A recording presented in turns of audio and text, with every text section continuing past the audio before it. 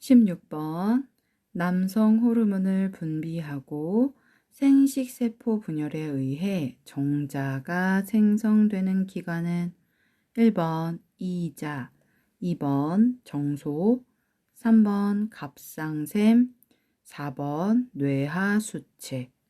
자, 남성 호르몬을 분비하고 생식세포 분열에 정자가 생성되는 기관은 정소입니다. 네, 2번. 1번 이자는 인슐린을 만들어내는 장소예요. 네, 인슐린을 생산합니다. 다음 3번 갑상샘은 체온을 유지하고요. 저희 목에 위치하고 있죠. 네, 그 다음 몸의 신진대사도 관리를 해줘요. 중요한 기관이죠. 그래서 갑자기 너무 춥거나 이러면 갑상샘 같은 경우는 문제가 일어날 수 있죠. 그래서 호르몬, 네, 호르몬 관리하는 기관이에요. 갑상샘도. 그리고 피에 있는 칼슘, 혈중, 피의 농도 중 피 중 칼슘 수치를 조절해 줍니다. 네, 낮춰주죠. 네, 그래서 갑상샘 역할도 굉장히 중요하고요. 4번 뇌하수체.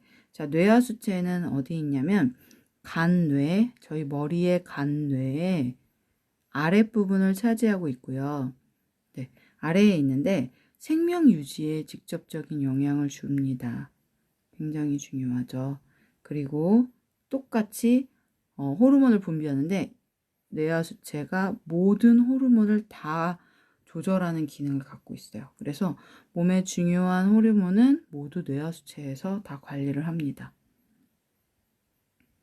중요 호르몬 분비를 조절합니다. 네. 그런데 저희가 문제에서 원하는 건 남성 호르몬이고 정자가 생성되는 기관이니까 2번 정소가 되겠습니다. 17번 그림은 사람의 중추신경계 일부를 나타낸 것이다. A에서 D 중 척추 속으로 뻗었으며 무릎 반사 운동의 중추는, 자, 무릎 반사 운동은 대뇌가 생각하지 않고 판단하지 않고 바로 작용을 하죠. 빠른 판단을 하는 것. 자, 그럼 이 부분은 어디일까요? 1번 A, 2번 B, 관내, 3번 C, 소뇌, 4번 D, 척수. 자, 척추 속으로 뻗어 있다. 그럼 저희 등뼈죠. 네. 거기에 쭉 뻗어 있어서 끝까지 있는 거는 척수입니다. 17번은 4번이 되겠습니다. 자, 대뇌는 왼쪽, 오른쪽 각 2개가 있어요. 저희 머리에 가장 큰 부피를 차지하고 좌우가 있죠. 네. 그리고 여기에서는 기억이나 판단을 담당합니다. 네. 기억과 판단을 담당하는 곳, 그 다음 감정도 조절해요. 그래서 대뇌에서는 이런 역할이 있고요. 자, 소뇌 한번 볼게요. 간뇌 한번 볼게요. 간뇌에서 가장 중요한 거는 체온을 조절해주고 혈당과 몸의 상태를 체크해줍니다. 네, 몸의 상태 유지하는 기관이 바로 간뇌의 역할이고요. 소뇌는 근육 운동이에요. 그래서 근육 운동을 조절하고 몸의 자세와 균형을 맞춰줍니다. 네, 몸의 자세와 균형을 잘 관리해 주는 게 소뇌. 척수는 무릎 반사처럼 빠르게 바로 즉각적으로 일어나는 운동이에요. 그래서 빠른 반응은 모두 다 척수에서 관리해요.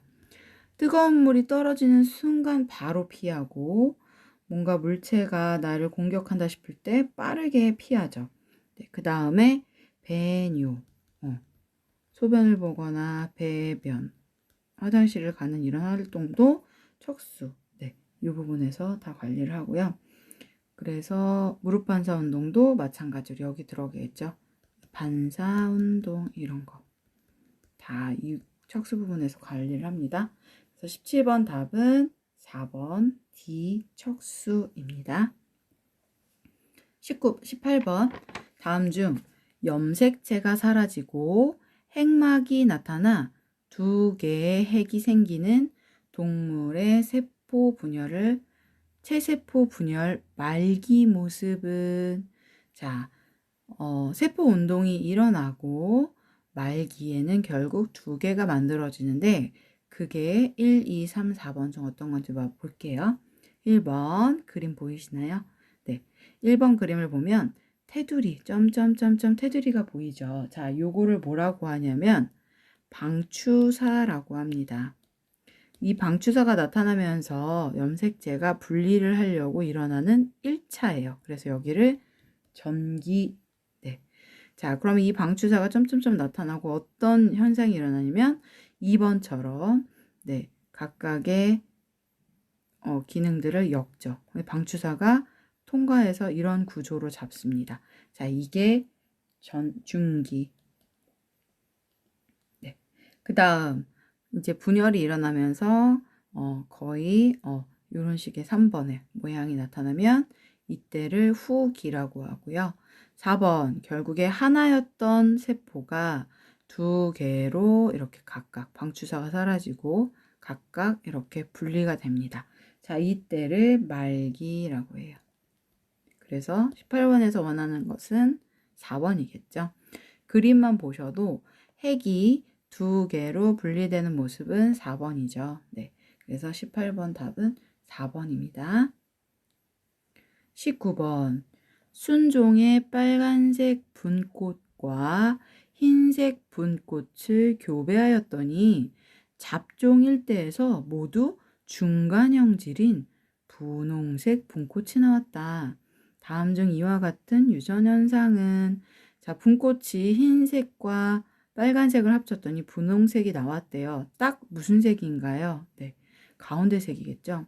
이런 걸 뭐라고 하는지 1번 반성유전, 2번 중간유전, 3번 다인자유전, 4번 복대립유전. 네, 말만 들어도 딱 흰색과 빨간색의 분홍색은 중간유전이라고 말을 합니다. 19번은 2번이죠. 네. 자, 여기서 많이 나오는 것 중에 저희가 알 수 있는 거 반성유전인데요.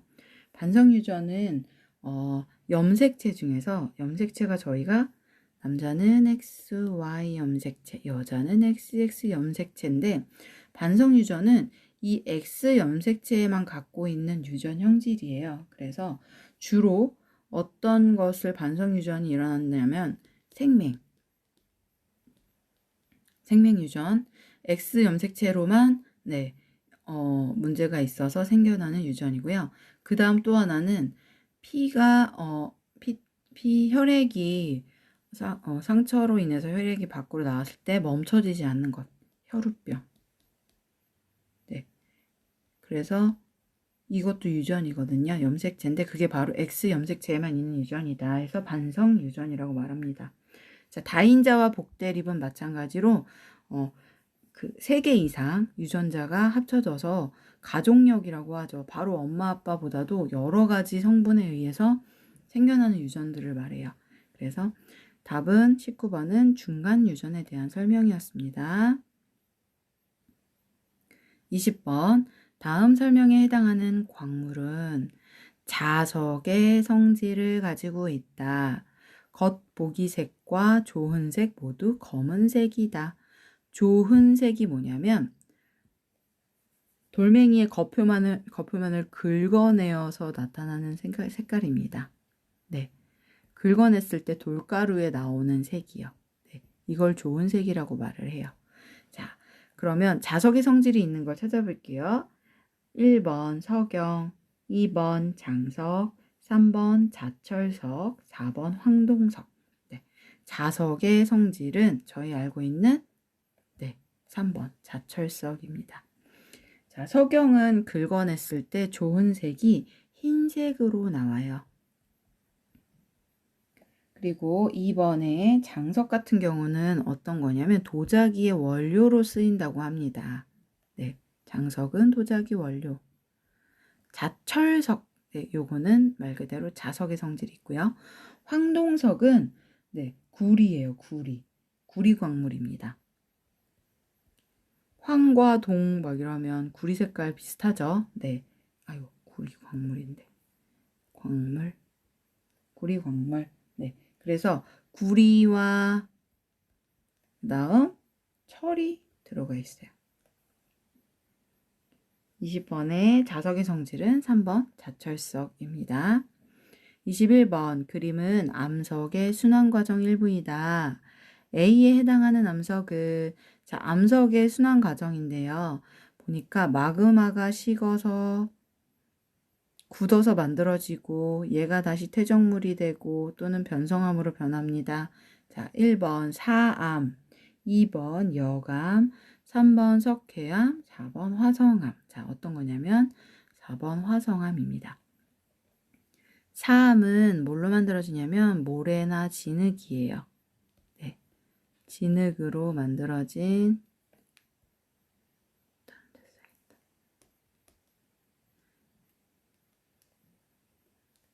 광물이 사암이고요. 암석이 여감은 자갈이나 모래, 진흙이 섞여 있습니다. 그래서 석회로 만들어졌겠죠. 네, 석회질이 쌓여서 퇴적암이 되면 석회암이 만들어집니다. 21번은 4번 화성암에 대한 설명이었습니다. 22번 다음 설명에 해당하는 전선은 자, 다음 설명에 해당하는 전선 뭘까요? 따뜻한 공기가 올라오고요. 찬 공기가 아래 있네요. 그리고 비가 내리고 자, 설명 볼게요. 따뜻한 공기가 찬 공기를 타고 올라갈 때 만들어집니다. 이 전선이 지나가면 기온이 상승합니다. 자, 이 전선은 뭐라고 할까요? 1번 온난전선, 2번 정체전선, 3번 폐색전선, 4번 한랭전선. 자, 이것은 말 그대로 따뜻한 공기가 찬 공기를 타고 올라가니까 온난전선 1번입니다. 자, 정체전선은 말 그대로 정체된 거예요. 따뜻한 공기와 찬 공기가 똑같이 서로를 같은 양으로 밀기 때문에 어느 쪽으로도 움직이지 않고 계속 멈춰 있죠. 자, 이 상황을 뭐라고 하냐? 장마전선입니다. 오랫동안 비가 내리죠. 네. 3번 폐색전선은 겹쳐졌어요. 찬 공기와 따뜻한 공기가 서로 밀어내지도 못하고 멈춰있지도 못하고 위아래로 껴있는 상태. 이것을 폐색전선이라고 말합니다. 자, 한랭전선 같은 경우에는 온난전선과 반대예요. 찬 공기가 네, 밀어냈죠. 네, 찬 공기가 따뜻한 공기를 타고 올라가서 밀어냈습니다. 네, 그래서 이때가 한랭전선입니다.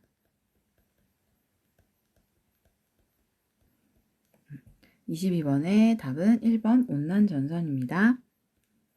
23번 그림은 기단을 기온과 습도에 따라 분류한 것이다. A에서 D 중 고온 다습한 북태평양 기단이 속한 것은 자, 고온이면 이쪽 중에서 위쪽에 있겠죠. 그 중에 다습하면 건조, 다습 아니죠. 다습 이쪽에 있겠죠. 자, 겹쳐진 거 뭔가요? 네, B네요. 그래서 23번에서 원하는 건 B 구간을 말하고 있어요. 자, A 구간 한번 볼까요? 고온이면서 어느 구간에 있나요? 건조 구간에 있죠. 그래서 A번을 읽을 때는 고온 건조 또는 온난 건조 이렇게 말해요. 네. 온난 건조 이렇게 말합니다. 자, B는 말 그대로 고온 다습 이렇게 말하고요. C 구간 볼까요? C 구간은 온도는 낮고 건조한 구간에 있네요. 자, 온도가 낮으면 한랭이라고도 말하고요. 그래서 여기 구간은 한랭 건조 구간 C는 자, D 한번 볼게요. D는 한랭이면서 다습하네요. 그래서 한랭 다습 이렇게 한번 찾아보았습니다. 네, 다음 문제 볼게요. 24번 그림은 보름 동안 우리나라의 같은 장소에서 같은 시각에 달의 모습을 관측했어요. 다음 중 달의 위치와 모양이 달라지는 원인은, 자, 달이 15일에서 1일로 갈 때 저희 이 보름달에서 점점 이렇게 달이 변하는 걸 보죠. 자, 달의 위치가 변하고 모양이 변하는 원인은 뭐다? 1번 오로라다. 2번 달의 공전이다. 3번 자기 폭풍이다. 4번 태양의 자전이다. 네, 알맞은 건 달이 공전하기 때문이죠. 자, 공전한다는 건 어디 주변을 도는 거거든요. 그럼 어디 주변이냐? 지구 주변을 돌고 있습니다. 네, 지구 주위를 돌아요. 그래서 달의 공전이라고 말합니다. 네, 그래서 24번은 2번 달이 지구를 돌기 때문에 15일 동안 달의 위치와 변화가 생깁니다. 25번 그림 가는 우리 은하를 옆에서 본 모습을, 그림 나는 우리 은하를 위에서 본 모습을 나타낸 것입니다. A에서 D 중 태양계의 위치는, 자, 가 그림을 봤더니 10만 광년 해가지고 아주 중심에서 옆으로 퍼져 있죠. 요만큼. 자, 그런데 얘를 그대로 밑으로 그려 넣었어요. 자, 그러면 태양계 위치를 A, B, C, D 중 어디냐고 물어보죠. 네, 그대로 내려오면 C 구간에 있습니다. 그래서 답이 3번 C겠네요. 네, 그래서 25번은 3번입니다. 자, 여기까지 중졸 검정고시 2018년도에 보았던 2회차 시험 문제 과학 파트 부분을 마무리하겠습니다. 감사합니다.